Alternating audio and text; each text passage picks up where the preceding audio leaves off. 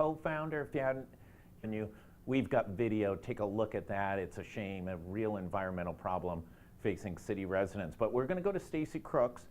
She's with Rhode Island Student Loan Authority.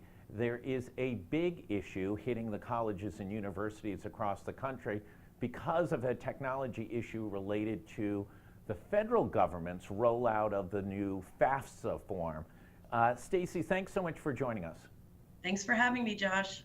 Okay, so everybody in the world was optimistic about, and I can remember it's a long time ago, not so much for me, but doing it for children. FAFSA forms have historically been a nightmare. I mean, everything short of giving a DNA sample, you had to put in these horrific federal forms for student aid. There was hope that these new forms were going to be much improved. Walk us through how the new forms were supposed to work and where we are right now. Absolutely. The new form was supposed to be a lot easier. It came from 106 questions to 36 questions.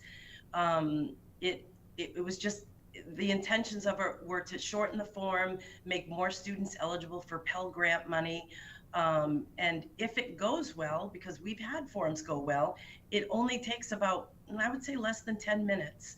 But unfortunately, due to all the problems from the beginning of the rollout, students of class of 2024 and parents have been so completely overwhelmed. They haven't been able to sign the form in many cases.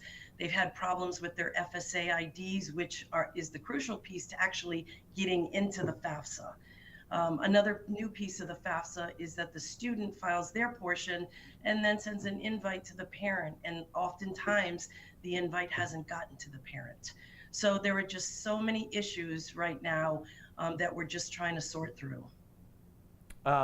So this all disseminates at the federal level. This isn't a Rhode Island issue per se. This is hitting schools and universities across the country. This was not designed by the same people as the Washington Bridge. This was done in Washington. Yesterday there were congressional hearings taking Department of Education officials sort of to the proverbial woodshed. Where are we now? I'm hearing some in Rhode Island, some data that, some of the schools are 25, 30%, some as much as 50% behind in their FAFSA forms coming through to be able to qualify kids. That's true, Josh. The national percentage is 27% down. In Rhode Island, we're 21% down, but that equals about 1,400 FAFSA forms that either aren't going through or students haven't started to fill them out yet. It's having an enormous impact all over. So let's go through the three levels. At the community college level, Rhode Island students who meet certain criteria can go to the community college for free. Mm-hmm. A great initiative that's had some success. Right now, though, you have to fill out a FAFSA to be able to be eligible. Are we going to see a block of students not attend come September because of this tech issues? There is a very strong possibility. I can tell you that one of the Rhode Island schools is down 60% in financial aid forms. And that is very concerning because the Rhode Island, the Promise program has been a tremendous resource for many, many Rhode Islanders. So whether or not there are students and parents out there that are opting for a gap year, there are students that, we're going to sort of fight it through. But I think that's where we come in, Josh. I would like to invite people to come to the Planning Center because, we've been doing these forms for about 25 years and we have seen all different situations, and there are going to be situations that we cannot fix, but we're pretty good in navigating it. So we are actually having an open house today, tomorrow, one again next Thursday, and continue to probably have more towards the last week of April and early May. We are encouraging people to come in with no appointment necessary, give us a call, and we're going to try to fight through their issues. In a couple of weeks, we're going to probably be able to get in and do a lot of the corrections. So I'd like to say to people, don't give up. Let's sort of let us take you through, to the finish line. Let us get you through. But there is a level of frustration it is an enormous deterrent for a lot of families. Stacy, you have fancy new offices. You used to be over in one of the Warwick malls back in the day. and now you're over, tell us again where you are over near Garden City, correct? Yes, we are on Chapel View, Suite 132. And ironically, if people come by today and tomorrow, we're going to send them over after we do their FAFSA to get a free ice cream at Cold Stone Creamery. So we are right next door. We love our new location. It's a great location here. Wait a minute. If I come down there, do I have to fill out a FAFSA to be able to get qualified for the free ice cream? Well, typically, yes, Josh, but I think I could make that exception for you. I am applying to a doctoral program later this afternoon. In all seriousness, you know, we talked a little bit about it. You're seeing, I don't know if you saw Goddard College in Vermont just close their doors. We've seen a number of small liberal arts schools around New England close in the past few years, Becker College and others.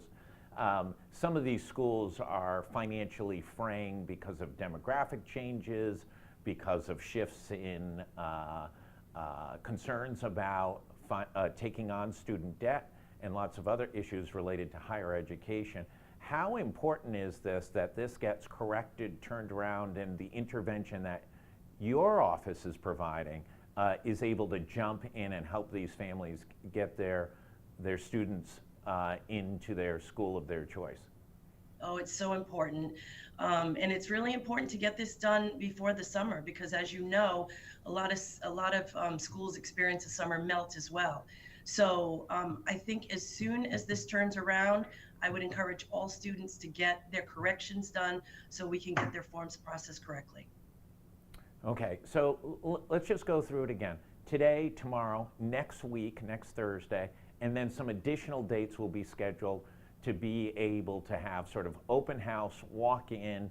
We'll give you help there at RISLA and be able to help families walk their way through this new FAFSA form.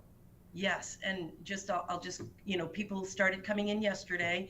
We have our regularly scheduled appointments, but we had an additional 30 people yesterday walk in. Great. So 1,400 is the problem child right now. Right. How big a dent do you think you'll be able to make between the improvements to the system, the colleges and universities helping, and your office helping? We will be able to put a dent in the students who couldn't get their signatures through. I can't speak for the technological issues through the federal government. So, I mean, if students don't give up on this and, you know, again, see it through, we will be able to help a good portion of those students. Stacy, I really appreciate you taking the time. This is an incredibly important issue. As we know, a lot of students, especially sort of lower income inner city kids who want to go to college, if they take that gap year, you know, they're not going to Paris for a year. Right. They've got to enter the workforce, and it decreases the chance that they're going to enter a college program. And so this is their opportunity. Work through the program, work through the troubles, and RISLA is there to help. You get the last word.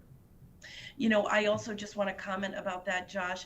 We will be reaching out to these schools as well in the inner cities, spending time during the day to try to get those FAFSA forms filled out, in addition to what we're doing at RISLA's College Planning Center. Stacy Crooks, we always appreciate everybody from RISLA who joins us on these critical higher education issues. We'll have much more on the site. We'll have all the links and how to register and how to walk in and how to redeem that free ice cream, which I am most interested in.